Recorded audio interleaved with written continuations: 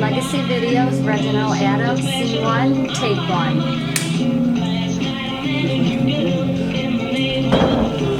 I was born in Stamford, Connecticut, 2 years after my parents were married, immigrants from Scotland.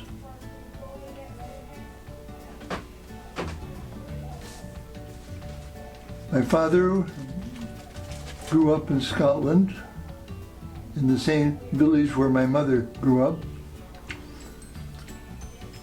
My mother was introduced to my dad by my father's oldest sister. They both worked together in a shoe store, and they became well acquainted. And my father's sister thought, here's someone that my brother should meet. And that's how it started. My dad, when he was 14 years old, worked in a castle up in Scotland, Aberfeldy, Scotland. And my grandparents, I didn't meet until they immigrated to the United States. And they immigrated to Buffalo first, and from Buffalo they moved to Niagara Falls, Canada. After they were there, the rest of their family moved from Scotland to Niagara Falls. They assimilated very well because they were well educated. They immediately got jobs of responsibility. My first elementary school was a walking distance from where we lived on a street called Mineral Springs Road. That was on the outskirts of Buffalo, but in Buffalo. It was an older building. The high school was an entirely different situation. That was many years later, when I was about 10 years old. And my father checked out the elementary school first, and that was an excellent school. It had everything, shop, art, music, and that was within walking distance of our house on 76 Columbus Avenue. That was halfway again to the high school, which was a very large building, 3 stories high. There were 1,000 people in my graduating class, but it had a lot of good things. It had art, music, theater, a printing shop, library, and all these things were available to the students. The teachers were entirely different, but they were strict. When we went from one class to another, we had to go single file and no talking. The one sport I participated in high school was the swimming team. They had a beautiful swimming pool housed in an entirely different building. Swimming was fun, but unusual. Swimming in the boys, when the boys went in swimming, and when I went out for the swimming team, we didn't wear bathing suits. Someone decided that that would be too much of a nuisance to have to take them off, put them on, dry them out. So we took all our clothes off and went in nude. You get used to it. I was a Boy Scout, so I was used to skinny dipping, so it didn't bother me. And it was an advantage not to be embarrassed about being skin showing, because in the Navy, there's a lot of that. My father was a Boy Scout in Scotland, and he thought it was important that I become a Boy Scout, because you learn hardships and facts of life in the scouting that you don't learn in regular life. It was located in the basement of the Presbyterian Church. He took me there when I was 12 years old, as a freshman, as a tenderfoot. A tenderfoot was the name of it. I worked 6 years earning merit badges and going to classes, learning all of the facets of what's necessary to acquire an Eagle badge. It's in every area: nature, trees, weather, first aid, politics. It was a really good education, as good as a high school education could be. We had great leaders. And my mother handed me a letter. On the top of the letter it said greetings. That was my draft notice. It didn't say what I was drafted into, but I was conscripted. I went to the headquarters of the board of conscription, and they said, "What branch of the service do you want?" Right away I said the Navy. I didn't want to carry a gun, shoot people, crawl around in the dirt. And the Navy sounded pretty good. Clean beds and good food. And I figured I'd get used to going to rough seas. I spent the first part of conscription going on the train to the headquarters of the camp where all the beginners went. Then we went to a barber shop and they made us what was called a skinhead. They cut all our hair off. We got shoes in the next place. Big shoes, everyone's shoe was the same. Then we lined up outside in order and marched off to the barracks. We were in the Navy. Well, after boot camp, they sent me to a training school and they taught me how to become a signalman. That's knowing the semaphore Moors and the flags of the alphabet. And we had to learn those, but they also taught us the history of the Navy.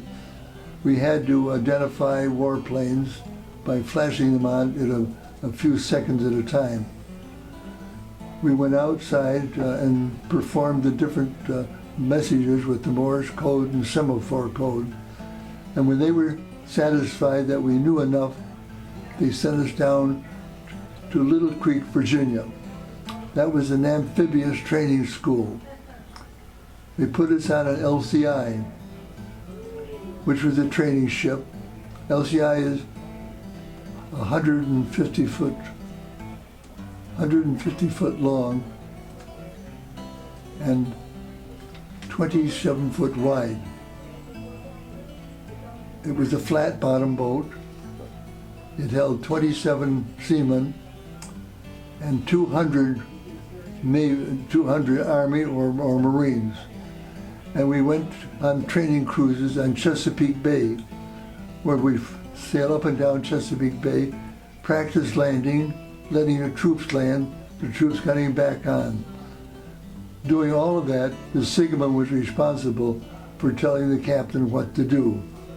He would receive the messages, a recorder would record the messages that I received. So we used to go out of Pearl Harbor, train troops at all the islands. So we had a lot of training. We knew what we were doing by then.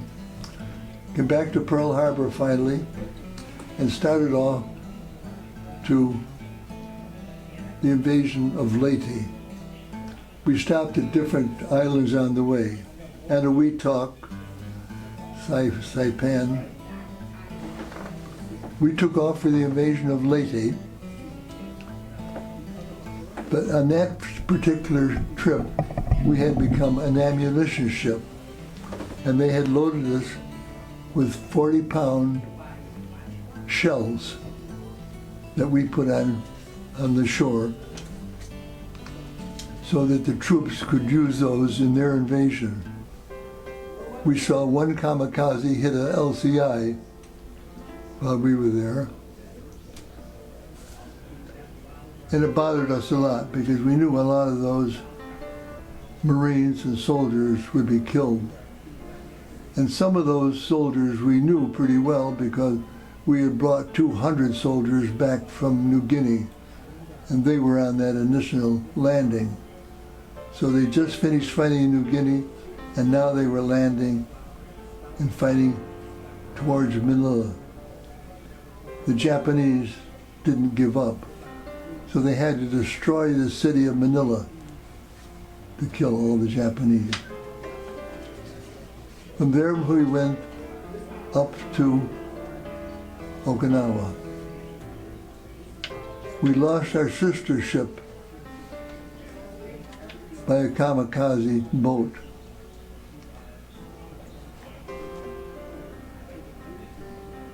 It was a sad day for us because we traveled and trained together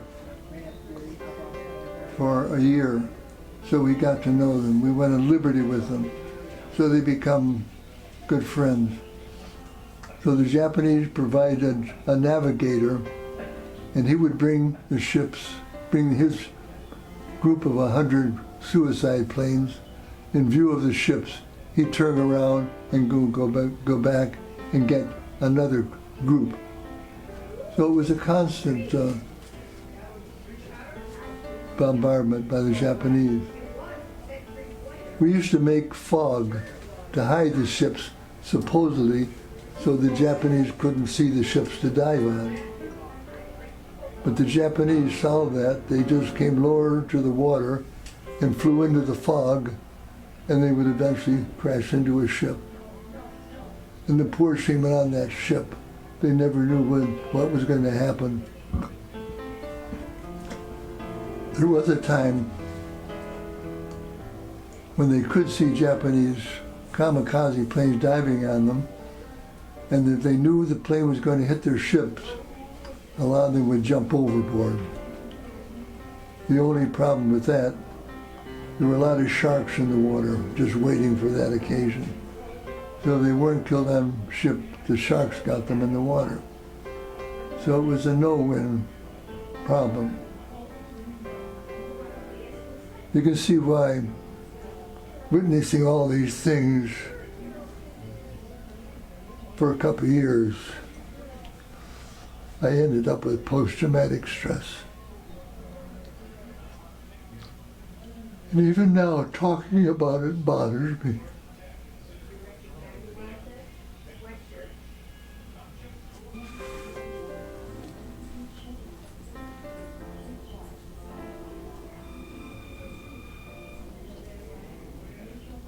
And then the other side different.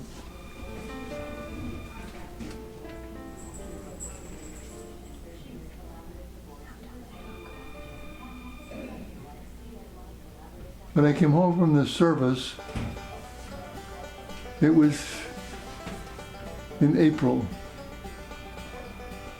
So I had the whole summer off before I had to go to school. I had decided that I was going to go to university, go to some school for more education, and it was going to be in art. I applied and got the certificate for the GI Bill, so I was all ready with that. While I waited, I applied for a job at the steel mill in Buffalo, Republic Steel.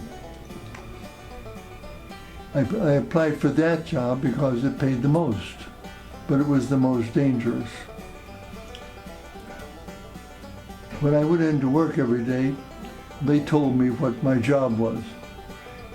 So I enrolled at Syracuse University as in an art course, in an art teaching course. But in the teaching course, you are duly enrolled. You're enrolled in the Fine Arts College.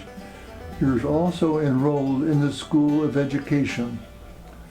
I continued on because the GI Bill would continue supporting me if I had continuous service in college. So I spent another year, and passed my master's degree because I took a lot of other courses along with the master's degree. So it was a master's degree plus. I finished in 5 years.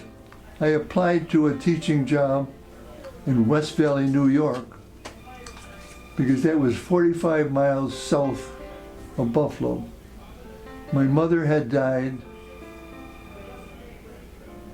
the month before I graduated from college. And both of us were still hurting. And we needed one another. So that's why I picked my first job so we could be together. I used to spend the weekend with him every week. I worked at West Valley for 2 years, started going to a young people's group at the Calvary Baptist Church, not for religious reasons. Along with that, there were groups of young people from high school and from college. And square dancing was provided for entertainment. I painted the baptistry of the church because it had no marks at all on it. The minister had asked me if I would do that, and I said, sure. I didn't charge. So the minister and his wife and family got to know me very well. The minister's daughter went to business school, the same business school in the city that Elsie went to after she graduated from high school. They met and became friendly. And the minister's daughter was telling Elsie, we have a wonderful time on Sunday night. It'd be nice if you could come and enjoy some of that time. Elsie said, well, it sounds like a wonderful thing, but I live in Phoenix. I couldn't come in every night for that. The minister's daughter said, no problem. I'll drive out on Sunday and bring you so you can be, and then you can just come home with me and stay overnight, and we'll go together to school the next day. And so she did that. The first night Elsie arrived, I spotted her right away. I sat next to her when we had our coverage supper. I square danced with her, and I invited her on a date. She continued to come every Sunday night. Not only the daughter used to go out and pick her up, but the daughter's father and mother used to go along also. And then once in a while they would pick me up and I'd go out too. So I met Elsie's parents, their house, and walking in Elsie's parents' house was walking in my house in Buffalo. A lot of similarity. They had the same philosophy of orderliness, cleanness. It was a made thing. So Elsie and I continued going together. We decided that we would eventually get married after I had my master's degree and I was all finished with schooling. I had convinced him that both of us should get to Scotland. He had never been back since the day he left. I'd heard about Scotland for years, and I was curious. All of my mother's family, sisters, brothers, cousins, aunts, uncles, they all still were in Scotland. So I had a whole crew of people to meet. I wanted to do that. So both of us flew to Scotland. We stayed with my mother's older sister. Elsie was born in Syracuse, New York, at a hospital in Syracuse. Elsie lived at home and traveled every day into CCBI to take the course secretarial course. She used to have to wait in the waiting room at the bus station every day, so she got to know the people who worked in the office there. And they asked her if she wanted a job, and she said yes. So she took a job counting the tickets, and for that, she didn't have to pay for the bus back and forth to Phoenix anymore. First car I ever bought was a 1949 Bonneville. And it was from the time I bought the Bonneville that I was able to go and pick up Elsie in Phoenix and take her wherever she had to go if she didn't use the bus. Or when she came into town, I'd meet her and we'd go wherever we wanted to go because I then had a car. When she finished getting her secretarial job, were married in Elsie's parents' front parlor. The wedding, Elsie's father said, "I'll come to the wedding if I don't have to walk down the aisle of the church." He said, "Okay, you don't have to do that. We can get married in your front parlor. And we'll have all of your friends, plus Elsie's high school friends, and some of my friends from Buffalo. My aunts and uncles and cousins." So that's what we did. We went on a honeymoon up in the Adirondacks. Elsie liked the Adirondacks because he was a student in high school. She became acquainted with a rich family through a cousin that had a big camp up in the Adirondacks. 3-bedroom ranch. It was close to DeWitt. It cost $11,500, so it was a reasonable price. And I had friends that worked at Moser DeWitt that were neighbors, so we used to travel to school together. So it was handy in that way. When Elsie and I finally decided on having a family, we went to Child and Family on James Street, and we were interviewed quite extensively. And the interviewer, one question I remember, she said, "Is there anything," talking to me, "that you don't like that Elsie does?" I said, "Well, there's something she does that I don't do, but it doesn't bother me. She squeezes a toothpaste in the middle." I said, "That's okay, I just push it up from the bottom and that's all, it's solved."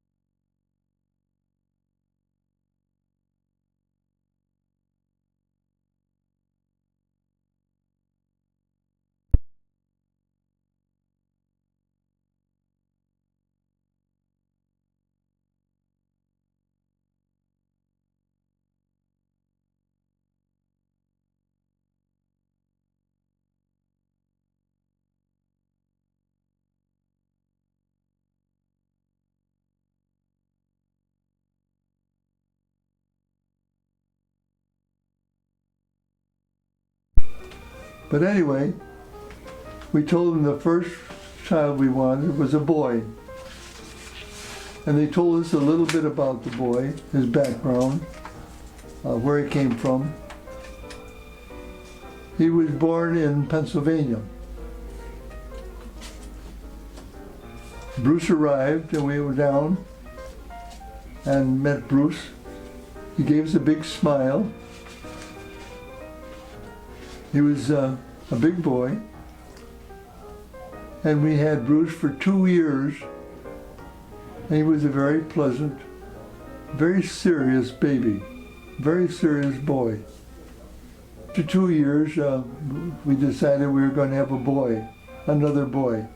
Elsie didn't think that she could manage a daughter because her relationship with her mother and having to live with a sister who was 12 years difference made her a little questionable.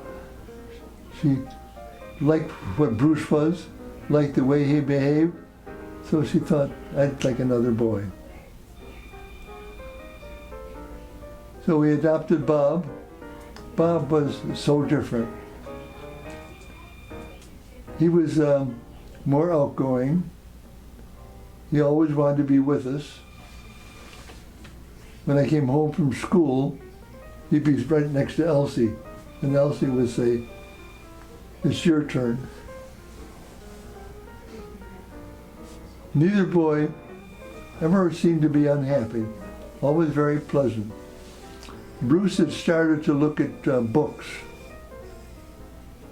and he always loved books, pictures, and Elsie, of course, every night she'd get them in bed with her, and she would read them stories. And Elsie told me that if she tried to skip part of the story, they would remind her, Mom, you didn't read that other page. They had learned to memorize the stories. So we lived a very good life in Eastwood. It was a quiet street, good neighbors. The boys liked it, but we felt they had needed more space and really a safer place to live because we were on a street. So we looked around, found a colonial on Brook Hill Drive with a stream in the backyard. Good space between the houses. They weren't. Boys were both in elementary school. And we thought it was important for them to know about other races. So there was a group of Chinese bankers that we were able to contact, and we invited them out to the house for a meal and also to see our house and get to know our children. And Bruce had a friend in high school that belonged to what was called United Nations Club. And they used to go on lecture tours to New York City. And that close friend went to Michigan. So Bruce decided, I'd like to go to Michigan. Sure. He started studying to be a lawyer because his friend was studying to be a lawyer. After one semester, he decided he didn't want to be a lawyer. So he went for 2 years to OCC, had the certificate, which were transferable to any college in the country. Then he chose another college. I told him, choose one you're not going to transfer from. And he went down to South Carolina, to Charlotte. Did real well there, was president of his class, and he was ready to go to work. I gave him some money to travel out through the country, and he went to Arizona and visited a firm that was run by a professor who taught at Charlotte. And as soon as Bob arrived, the owner said, would you like a job? And Bob said, yes, I would. And the owner said, there's only one restriction. Do you smoke? Bob said, no. You're hired.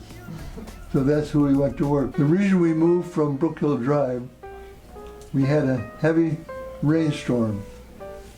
And the rain overflooded the banks and came up almost to our windowsills. But it didn't last. It came up and then it was gone. So I found land 1 mile away up on Brickard Falls Road, 6 acres, $2,000 an acre. So we bought that. And there was another 6 acres next to us that was also for sale. And I asked one of our neighbor friends, whose name was always also Adams, if he wanted to move from the water plane up to the hill, because we were on a hill. He said yes. So 2 Adams families built 2 houses next to one another. I chose to build a pole barn. Pole barn costs less to build, it's a stronger structure, and it takes less time to build. So I made the blueprint, I drew the blueprints, made the landscape, which was the hill, actually made a model of the house and put it on that. But I could take the top off and Elsie could see all the rooms. She didn't understand blueprint reading, but together we sat down and decided what the room arrangement would be. I cut all the furniture out in our house scale and put it in every room, so we knew where all the furniture was going to go. When the people moved, when the movers moved into our house, they made the comment they never moved before where everything fits so well. But that's what we moved because we didn't like being flooded out. My father married a very nice lady. They stayed in the same house that I lived in. He had a stroke, and he went to the hospital. They asked whether or not they should feed him through a tube. And my father's wife said no, which I would have said too. So he died in 24 hours.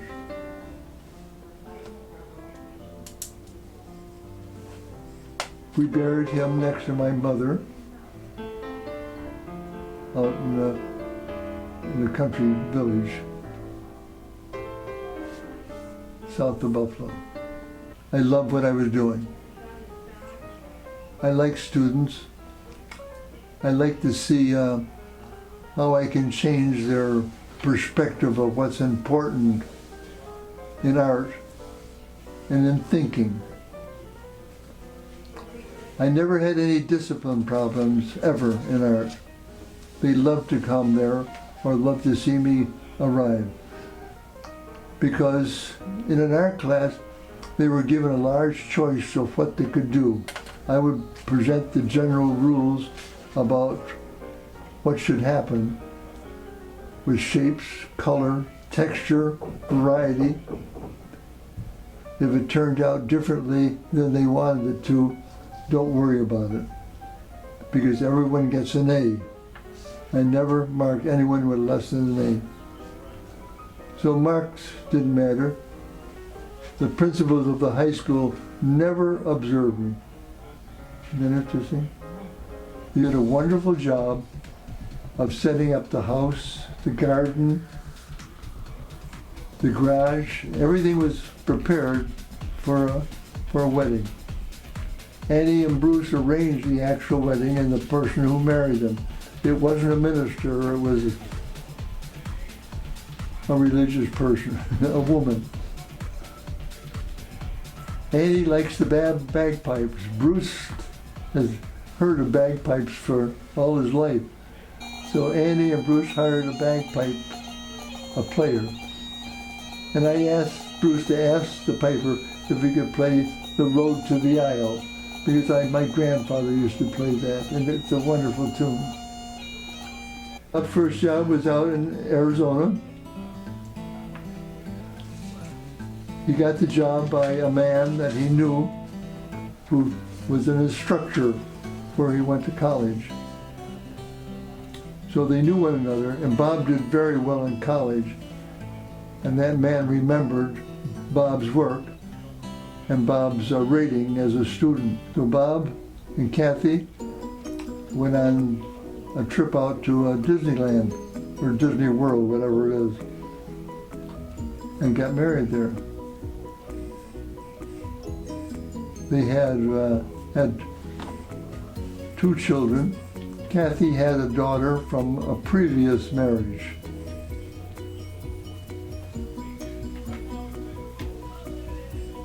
She's over there. Yep. And they have 2 children.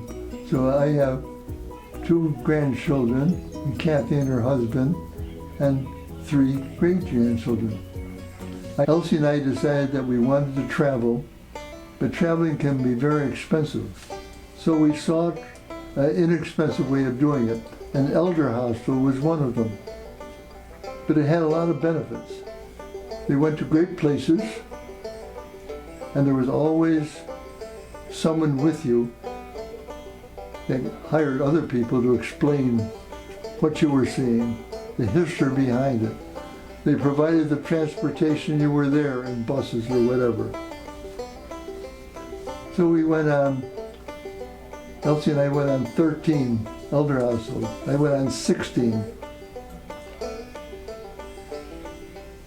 Every year they had an art exhibit at the VA hospital. And any veteran who wanted to could contribute to it. And there were prizes that were awarded. So I did that for years as a patient. And so I got to know a lot of the people there and made friends with the people who were in charge of that exhibit. And so I always exhibited something, and I always won first prize because I was the artist. And that's the place where I won the national award. They sent it into the national judges, and they gave me a national award. So I started working with veterans because I got to know the staff there. I liked the staff. I needed to teach, and I'd never taught veterans before. So it was a challenge. And I like to see what art has an effect on people's behavior and their thinking. I used to go to Erie County Fair. So I always liked fairs for some reason. And so with the New York State Fair, there's a lot of interesting things there. And music at the Chevy Court is free. And it's always great, it's always good music. Always well attended. Thousands of people go there for that reason. It's free and it's good. And Herman's Hermits play the kind of music you like to sing along with. And Mrs. Green, you call a lovely daughter, it was one of them. And all the audience sings along, and he's a great master of ceremony. He knows the tricks or the method to get the audience with him. And the music is banjos and drums, and it's nice music. Yeah. Every time I see you looking my way, baby, baby, can't you hear my heartbeat? In the park, I'm walking down the highway, baby, baby, can't you hear my heartbeat? When you move closer to me, I get a feeling so weak. Can't you hear the pounding of my heartbeat? 'Cause you're the one I love, the one I love. I also went to see the art exhibit in the women's building. I taught art demonstrations at the state fair because the director of adult education at one time at Janesville DeWitt asked me if I would do that. Ironically, I became the director of adult education at Janesville DeWitt. The superintendent asked me if I would do that. That's the reason I like the state fair.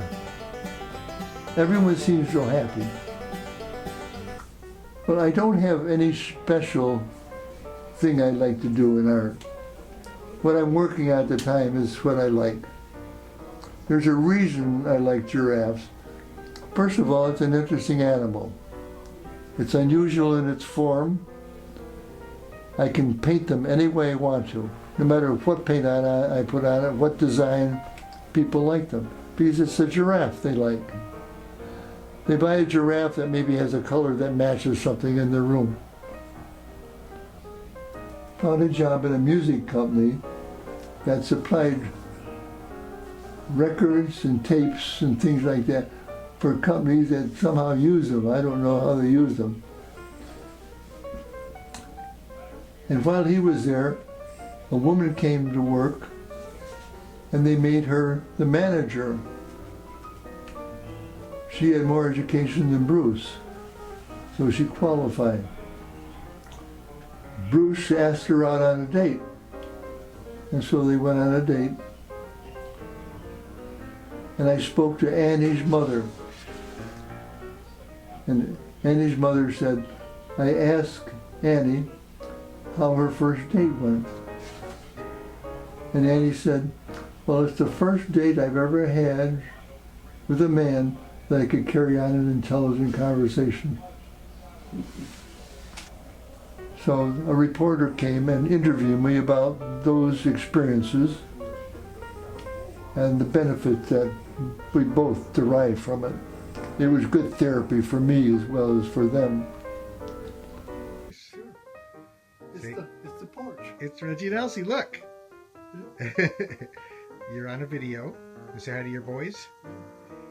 You're going to send this to your sons. He'll take something awful. Yeah. Here. Okay. Perfect. And they're in their back beautiful deck. And their beautiful yard. If we walk over to Tony's. So I'm in Reggie's studio, and that's one of the mobiles. Another one. With his art.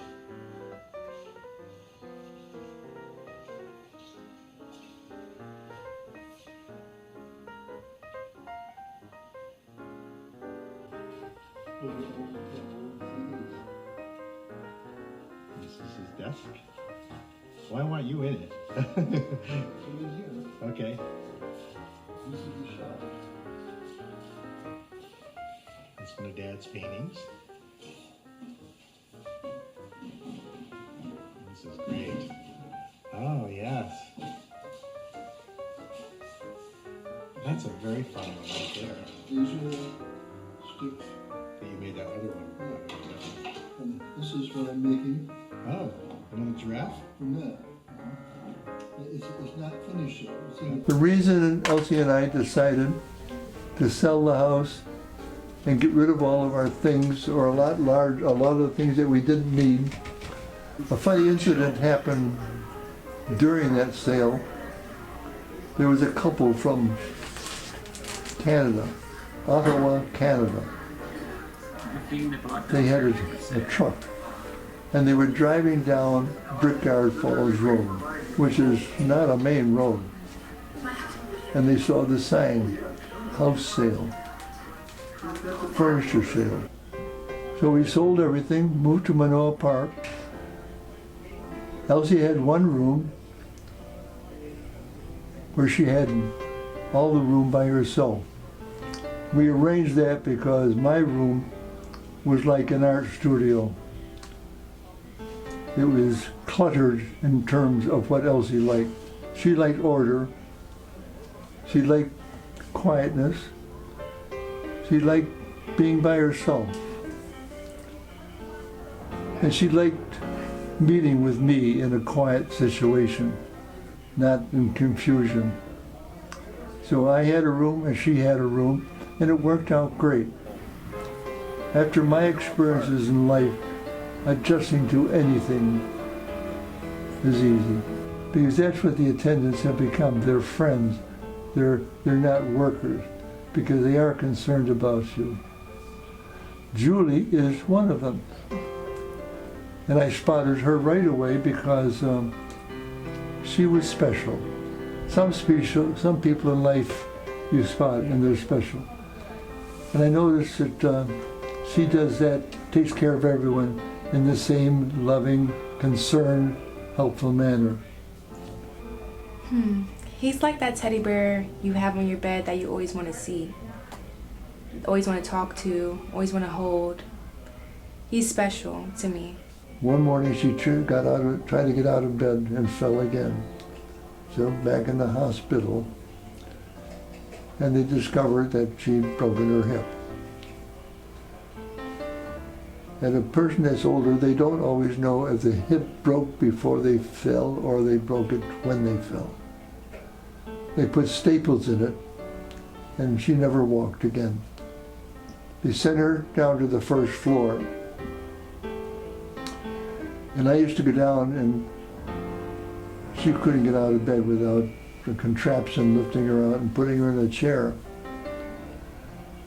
And gradually she became more and more out of it. On the 5th of August, I went down in the morning, and she was in her wheelchair. They had apparently gotten her out of bed and put her in the wheelchair. And her breathing was, and I knew she was dying. I came up and I had my lunch. They called me down, and she had died. I knew she was dying, but I hated seeing her die for a whole month. I hope that doesn't happen with me. The doctor told me the last time I was in, I said, "How long do I have to live?" And she said, 2 to 3 months. Now that's her guess. There's no telling how long I live. But I hope I haven't got a heart attack or a stroke or something, because I don't want to lie around like that. But living here on this floor is better than the 3rd floor. You see the kind of people that are here. He submitted that book to a publisher in Texas. They've been nothing but supportive for him. He made several trips to Texas, and they had conferences, and they published the book and printed it. They have arranged tours all over the country. Some are accompanied with people who work with Bruce. Some cases there's a small group of musicians. Sometimes there's someone that joins Bruce to ask questions to the audience. Linda was the daughter of a family that we got to know from United Church in Fayetteville. I used to teach art classes after the services. And I'd have a lot of people. We'd get a big room, and they were one of the couples that came in and participated in that. And then we got to know one another better. You ever hear of Riley's? You ever been there?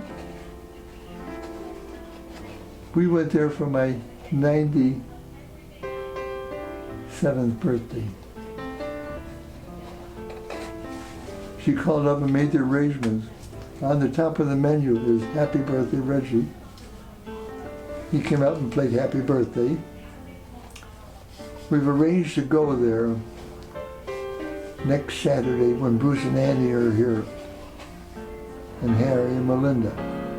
I hope I can make it. But Me too. we've called up and made the reservations. Terry's a great guy. He's a piano player and taught for a few years and didn't like it. So he started playing the piano and then he bought this place, which is a great success. Yeah, you have to be positive and smile. There's one lady out here, when I first came here, she's sitting there in her chair. I said, have you ever tried to smile? She said, what? I said, let me see you smile. So I said, boy, do you look different. You look so much prettier. And I said, I'll bet you feel better. Now when she sees me, she smiles every time. She just had never thought of it. And she was telling me when I first met her, complaining about some of the people. I said, well, they can't help it. Just smile and be nice, and maybe they'll appreciate that. That's a wrap.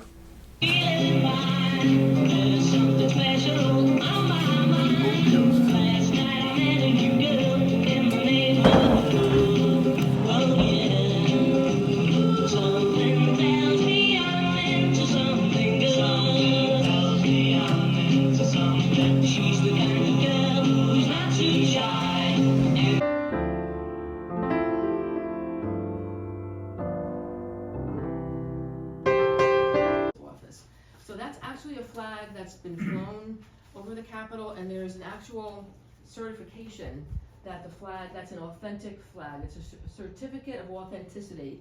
Hi, I'm Sam Samarco. Yes. I met Reggie probably 35, 40 years ago. And I met him in a professional basis, but he has become more than just a professional acquaintance. He and Elsie have become friends of ours, and probably one of the nicest friendships that I've ever had in my life.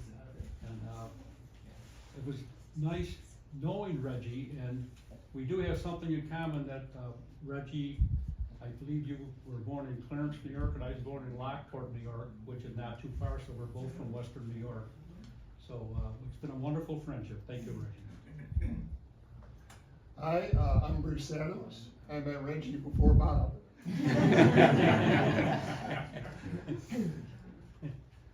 Hi, I'm Chris Botash. I met Reggie 2001. I was like 11. We moved next door right behind, these are my parents, moved right behind his house, and he watched me grow up. You were only a wee tyke, but this song was composed that year by a Czech musician, and the words came later in 1934. This is the Beer Barrel Polka by the Younger Sisters. In the garden, what a garden, only happy faces bloom there, and there's never any room there for a worry, for a gloom there. Oh, there's music, and there's dancing, and a lot of sweet romancing. When they play the polka, they all get in the swing. To you, happy birthday to you, happy birthday, dear Reggie, happy birthday to you. How old are you? H-A-N-K-Y-O-O-M-I-M-R-I-E-N-B